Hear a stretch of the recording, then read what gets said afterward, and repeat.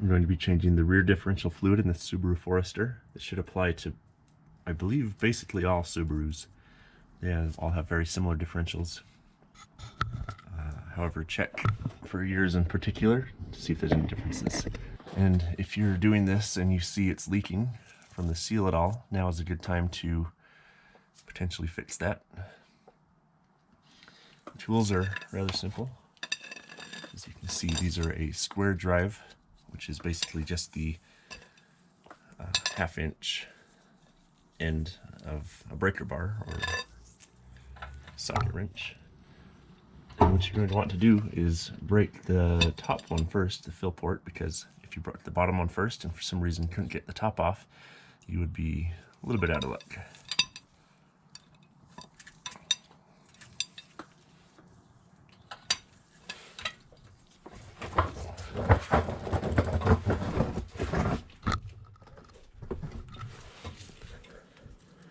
And I can tell already that these are going to fight me pretty hard.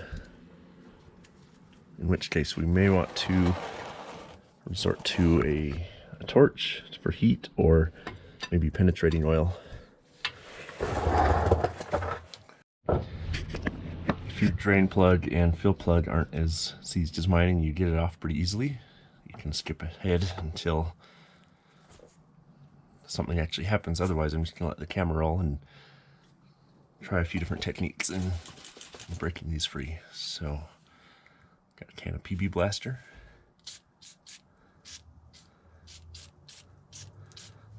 That's where I usually like to start out. I'm gonna try a shorter breaker bar, because the other one was a little too long, and a mallet.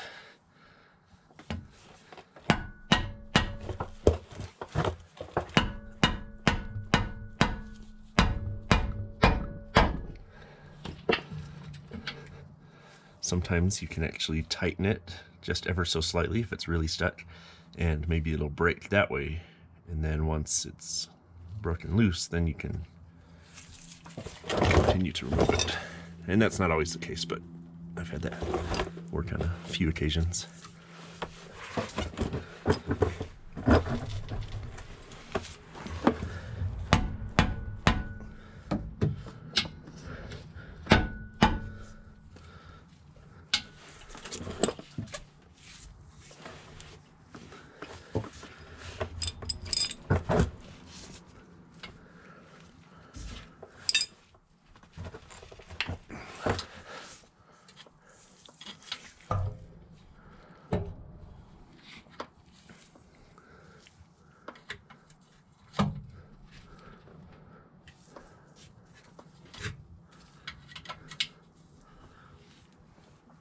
If you are putting a lot of torque on any bolts while you're under the car, be sure that it's jack standed and, well, lifted properly, as you don't want this falling down on you while you're really wrenching on it.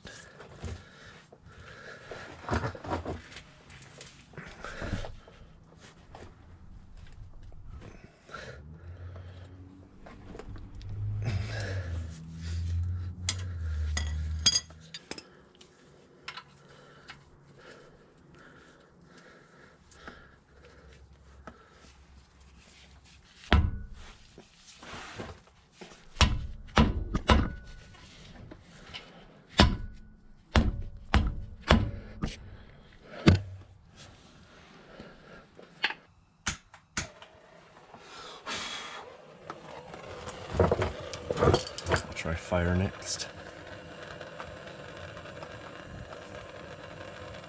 And if you're doing this, please do it at your own risk, as there is always the chance of setting yourself or the car or fuel lines on fire, so do be careful.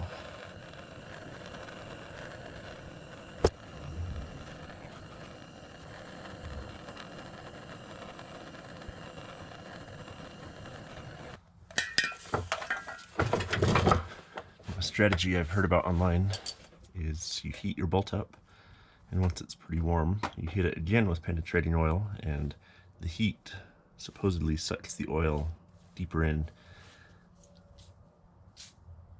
So we'll give that a try. And maybe we'll let that sit for a little while. In the meantime, I'll get this bolt going as well.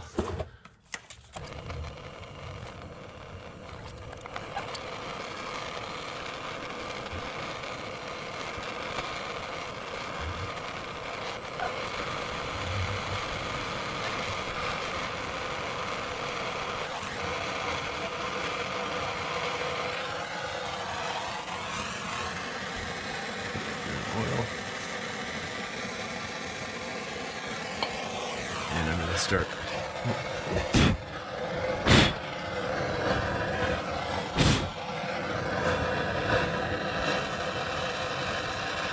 on this bolt again. Give it one more treatment.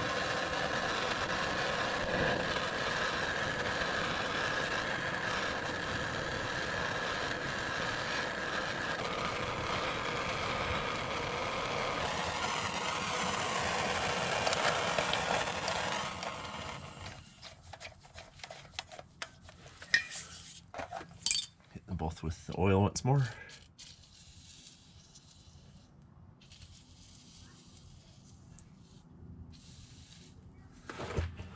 Maybe I'll do it a few times, in fact, just as it's hot enough that it's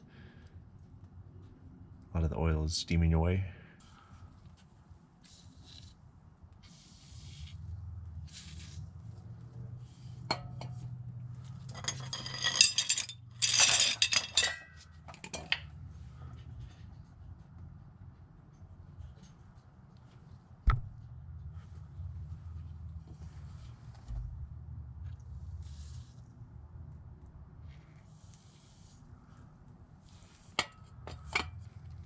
And I think what I'll do is I'll let those sit for a little while, and then I'll come back to them.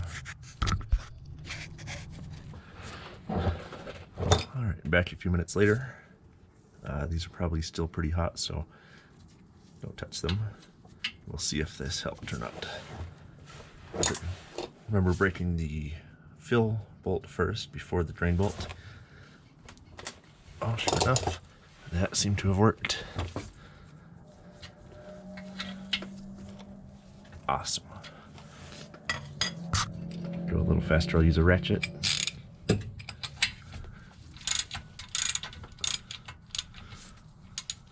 And I'm going to, because it's broken, I'm just going to leave it there. It's still hot to the touch, and I don't want to burn myself. So we'll see if the bottom bolt, yep. Alright, so get a pan to catch any oil as it drains out.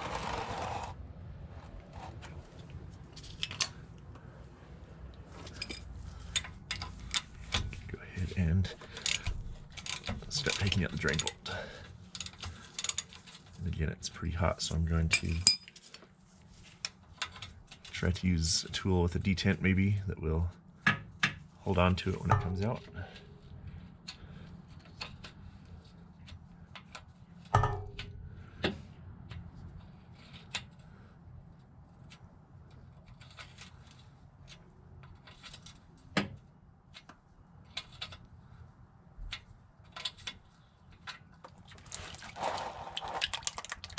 It's making a pretty big mess here, splashing.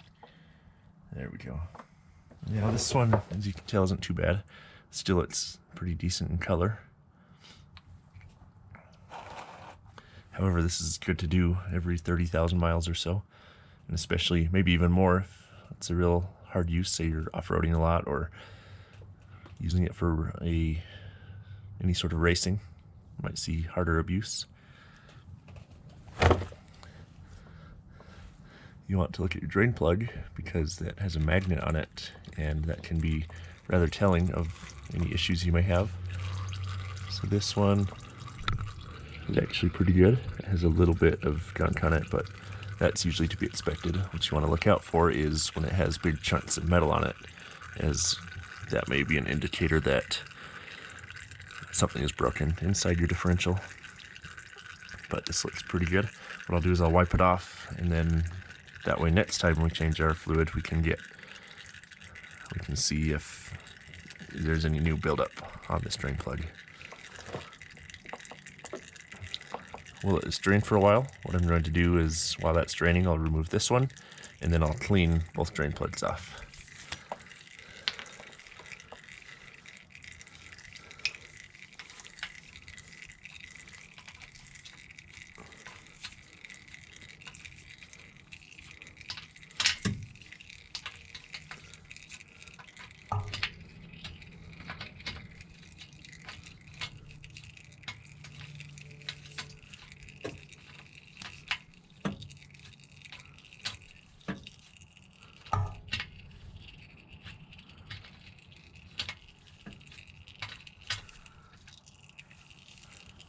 The second one, I don't believe the second one has a magnet. It's still a little warm. I'll continue to let this drain while I clean off the plugs. Now that it's mostly drained, I'm going to get the plugs ready to put back in. And I like to wrap them in this Teflon tape.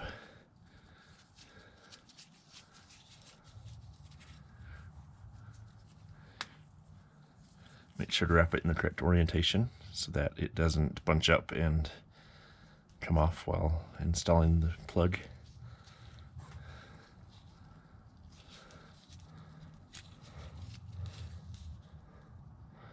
And this can actually make it, first off, it helps it not leak, and then second off, it can help it come off easier the next time. So we'll give it a couple twists. And now, as you put these back in, make sure to put them in the correct holes. This one goes in the fill, which actually we'll leave that out for now, obviously, because we haven't filled it yet.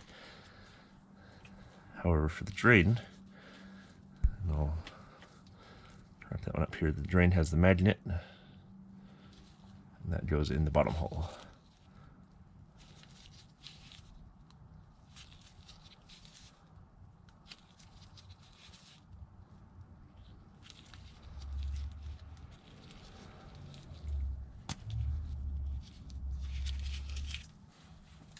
Alright, so that's ready to install.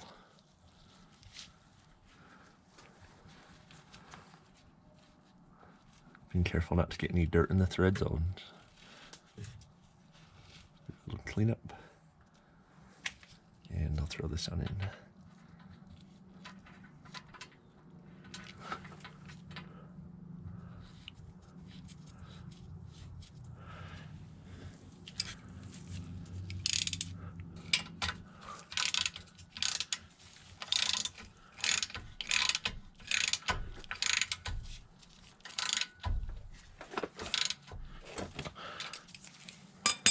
Now the torque spec for both of these bolts is 36.2 foot-pounds. You want to be careful, as I believe these are tapered threads, so you don't want to go too much and potentially break the diff cover, like the housing. And especially with the Teflon tape, that'll help seal it so you don't have to torque it as hard as you may think.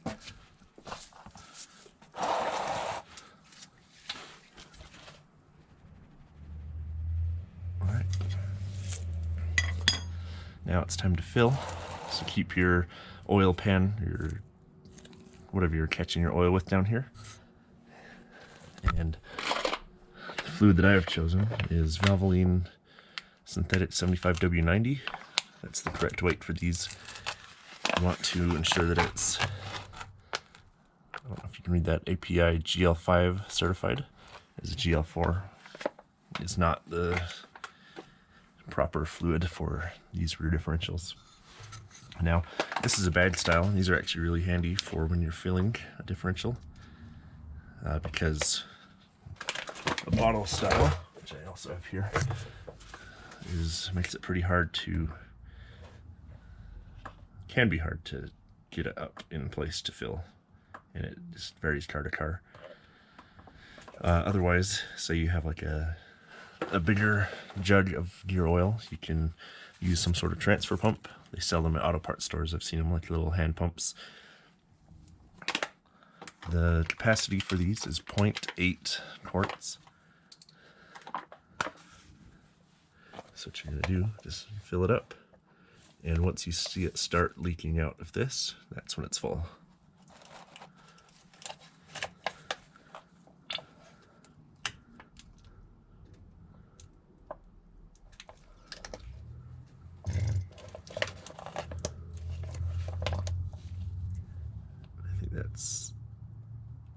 that little drip there was my fault. It's not quite full yet.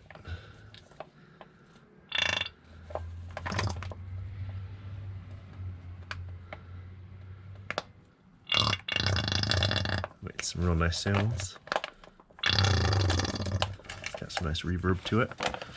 And there's still a little bit in the bottom there, so I'm going to roll up the bag.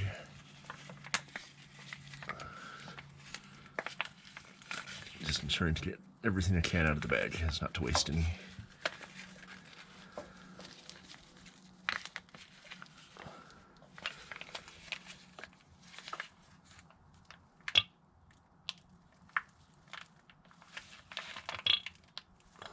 All right, you can see there, it's leaking out the bottom.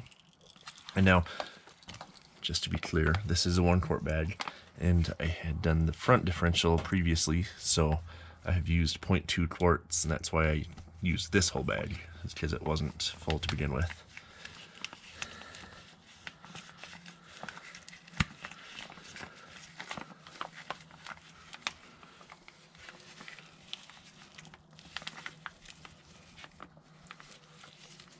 Just to make sure.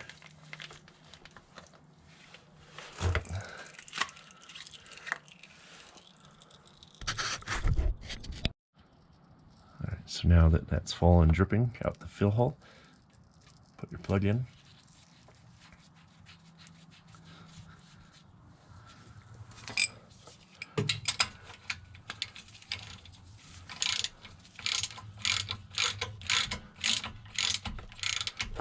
This one's not as critical, as it's less likely to leak than the bottom one, but I still want to get it properly torqued and not leaking.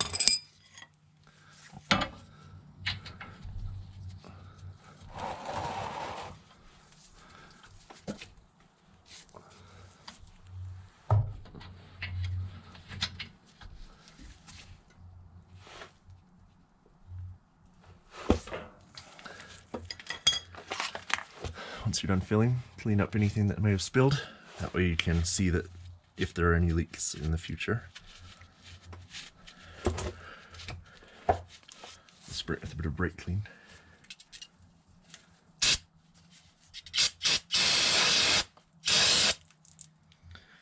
Whenever you're using brake clean, make sure to wear your safety glasses, as this stuff hurts pretty bad when it's in your eyes. Alright, and that is how you fill a rear differential.